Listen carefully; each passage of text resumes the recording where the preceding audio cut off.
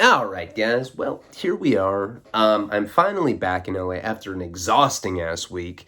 Some good, some bad, but I'm tired. It was just a long week. And then today, I get like 40 phone calls from the same number. And I finally picked up. I faked like I was out of breath. I was like, hello? Yeah, who's this? I was jogging. What's up? Because I didn't want them to think that I didn't see the call, even though I did. And it was my buddy Ryan, who I was in federal prison with in Wisconsin at Oxford. Not Ryan Romney, a different Ryan, but one of my closest friends that I was in prison with. I'll talk about him in a second, and I've brought him up before, but I was like, hey man, are you all right? I mean, you just called 40 times in a row. I rarely save people's numbers. I don't know why. That's how ADD I am. I intend to a lot, so I usually don't know who's even texting me or calling me, and I'm horrible about returning texts and calls. Anyway, he's like, yeah, I'm in LA. This guy lives in Chicago. I was like, that's great, man. That's cool. We should see each other. He's like, yeah, dude, we have plans. We've had plans for a year. We've talked about this like a dozen times. I had no idea what he's talking about. I was like, oh. He's like, you seriously don't remember that we had plans today? Bro, I flew out to see you specifically. Get your ass to Venice. Now, Venice Beach is probably like 30, 40 minutes from me. Can be an hour and a half with traffic. You never know with LA. I was like, hey, honey, I forgot that my friend's in town from Chicago. And she's like, is it a fucking prison friend? Your dick stinks so bad, and so your fucking friend's dicks. How would you know that? No, she didn't say that. But she didn't want to go, right? She's like, I don't want to go. And she's like, just go by yourself. I didn't want to go by myself. I wanted to go with her. I want to go with Nico. I want to introduce my kid to my good friend. He's a brother. These guys that I did time with in prison are brothers to me. So finally, I sweet talked her into it. I was like, 2 weeks of oral. You don't have to return the favor. She's like, okay, fine. Can you buy me a Prada bag with Afterpay? I was like, fuck. All right. Do that too. So I pretty much got extorted, but we ended up going to Venice Beach. We met up with him and his girlfriend. Really amazing people. Little hippie festival kid. He just did 10 years in prison. Kid, he's like 7 years older than me, but he's short, dreadlocks down to his waist. And if you guys remember, I think I've explained who that is before. He's the guy. So he was a big festival guy, right? He'd go to festivals like Burning Man, shit like that. I've been to Burning Man. I liked it. But he was at a festival somewhere in the Midwest, and he had, I believe, a kilo of Molly. So he had 1,000 grams of MDMA. He's driving an old hippie van. It looks like the Scooby-Doo van. That's how he described it. It had 70s tacky flower print upholstery decals on it. And all of his friends were dirty hippies like him. I bet Barbara was there, and they're like, Barbara, your pussy's blowing up the van again. She's like, I don't care. I'll get some scented lotion off Etsy, and then you guys won't be able to say shit. My face sucks because it's sour. Hate Barbara. She's gonna be the center of tonight's story again, and the I don't know Henry story. But anyway, back to what I was saying. So they leave this festival. It's my friend Ryan. He's with 4 of his hippie friends. They get pulled over. Now they have a kilo of Molly, and I might have this story wrong. I might have to ask. This is a secondhand story. I don't know. Sometimes I fuck up other people's stories, but this is the basic gist of it. They had a kilo of Molly in the panel of their van. They get pulled over. I don't remember why. Registration, something like that. But they thought they were cool because the Molly is within the panel. They had an electric drill with them, and they would take the panel off, and get the Molly out. 4 dudes with a kilo of Molly. Sounds like a gay porn. So what? They get pulled over, and I don't know. I mean, these are white dudes with dreadlocks. They look like they're like literally in the band Rage Against the Machine. They're like, we're not, though. They're like, shut up, get out of the car. You fucking radicals. Fucking hippie scum. So they get out of the car, and he had always told me the story that he wasn't nervous when he had gotten pulled over because the Molly was hidden so well. The cops found an empty gram bag in the glove box. I'm trying to look if I have one.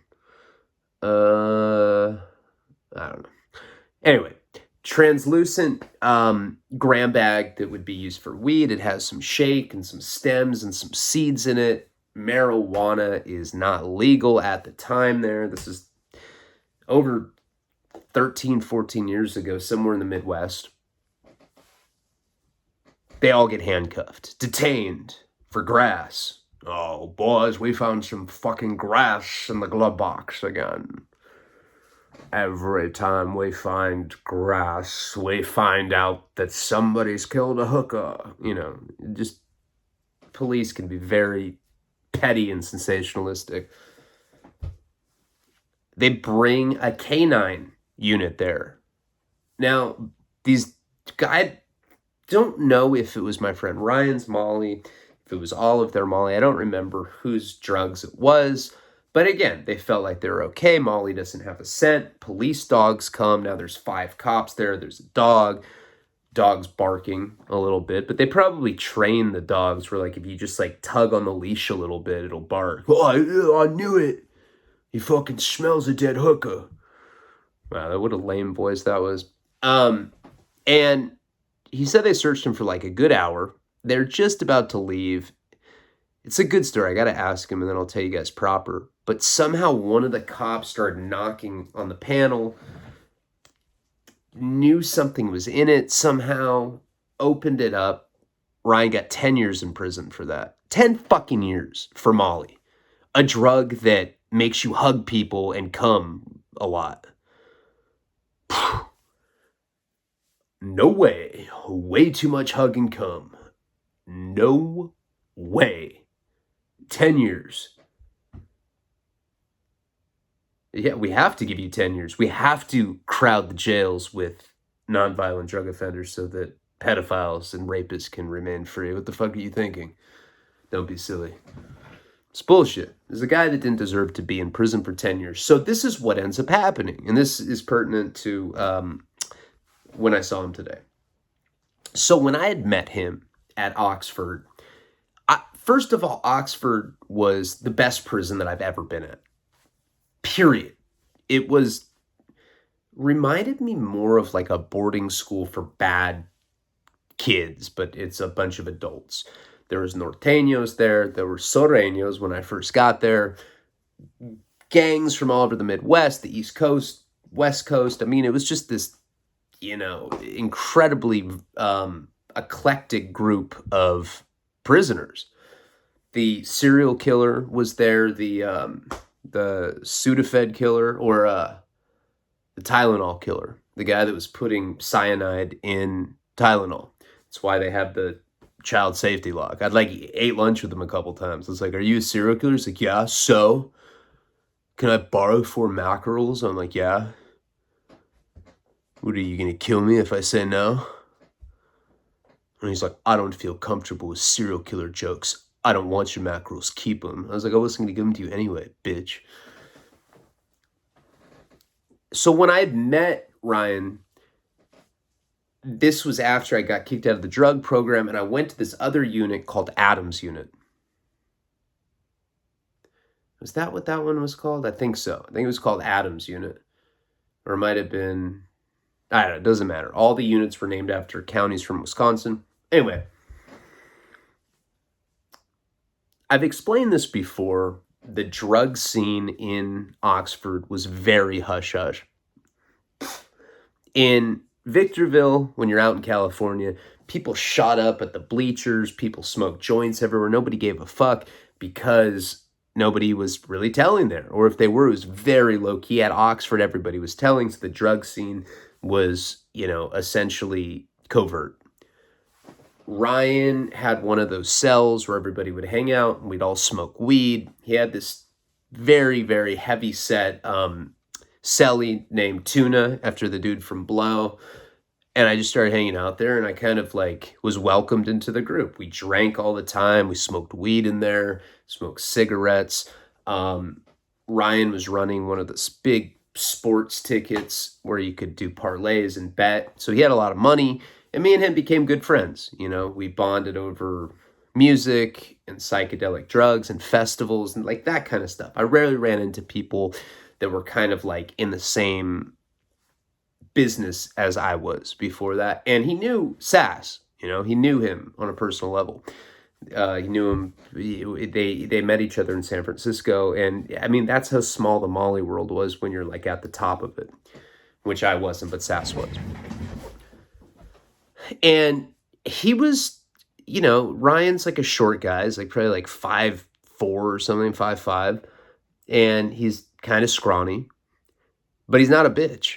And he was running the sports ticket, and he let somebody get in debt $1,000. Now, I think, I'd already left. He had 3 years left to go he had 5 years left to go when I left. Yeah, I think he got out in 18 or something. But he ended up, somebody got in debt with him over $1,000. He took a lock, put it in a sock, hit him in the face with it. He got an additional 2 years in prison, 10 years. And you're probably well, that's what happens when you hit people with locks and socks. Come on, Ryan. He's no victim. Well, I think he is. I mean, he'd already been in prison for 5 years for selling ecstasy. I don't think that warrants that kind of time. I just don't. Not when rapists and pedophiles aren't getting time. I mean, anyway, I don't need to go on that rant. You know where I stand on it. But after he hit the guy with the lock and a sock, they transferred him to Big Sandy. Now, I never went to Big Sandy, but Big Sandy is a USP, United States Penitentiary. We've talked about it before. Those are almost the most maximum security federal penitentiaries you can go to. ADX, which is the one underground in Colorado where the Unabomber is, being the absolute maximum security. But USPs are Alcatraz was a USP, Lompoc was a USP, Terre Haute's a USP. When people like Whitey Bulger go to prison, they go to USPs. Freeway Ricky Ross, USP. And they're bad. They're the most violent prisons in the world. They're maximum security federal penitentiaries. And Big Sandy at that point, which is located in Louisiana, I think, Kentucky? Might be Kentucky. Actually, I don't know. Somewhere around there in the South. Big Sandy at that time was considered the worst pen in the country. I would say Victorville was for a while. Then Florence, Colorado was the worst for a while. But at this particular moment in time when he went there, Big Sandy was the worst in the country. And I hadn't gotten a chance to, he called me periodically when I got out. Sometimes he'd ask me for money. He didn't have it. He wasn't balling like he was at Oxford once he got to the penitentiary. And I put money on his books a few times. I sent him magazines, books, hooked him up with the pen pal girl. I looked out for my homies. I was one of those people when I got out, I didn't forget my friends that were still in there. And you know what? I'll tell you something. If you ever find yourself going to prison and you get out, be sure to not forget about your friends because it'll keep you out of prison. As soon as I stopped doing shit like that is when I started going back. I just put $100 in somebody's books today. That's doing life in there, It's not, that guy can't do anything for me, and I don't look at things like that. I'm just saying, I still try to look out for my friends that are still down. He was telling me about Big Sandy because I never had a chance to really talk to him without it being on a recorded call because he got extra years. He got out, I don't know, a year ago, something like that. And he was telling me that Big Sandy, he was saying he was insane. He said he saw people get stabbed almost every day. This is a guy that wouldn't exaggerate at all. And he said it was insane. He said that he would see people get stabbed there The alarm would sound, people would get down. He said people are so used to getting on the ground because shit would go off like every 30 minutes that people wouldn't even lay all the way down. They'd like kneel on one knee and just like continue eating their food, whatever. They'd come, have a cleanup crew. Somebody would mop up the blood from the stabbing, and then things would go on as normal. Now, I know a lot of people that have been to Big Sandy. A lot of people have told me stories. I think they had 9 homicides in 1 year when he was there. I mean, gnarly shit. Gnarly, gnarly, gnarly. When you think of prison, when you think of like the worst kinds of prison, this is what that was. It's fucking crazy shit. So, we hung out with him. We brought Nico. Karina was happy. She gets a Prada bag, whatever. She if anything ever happens to me and she posts shit on Instagram, she's like, I'm sponsored by Prada now. She killed me, guys. No, I'm just kidding.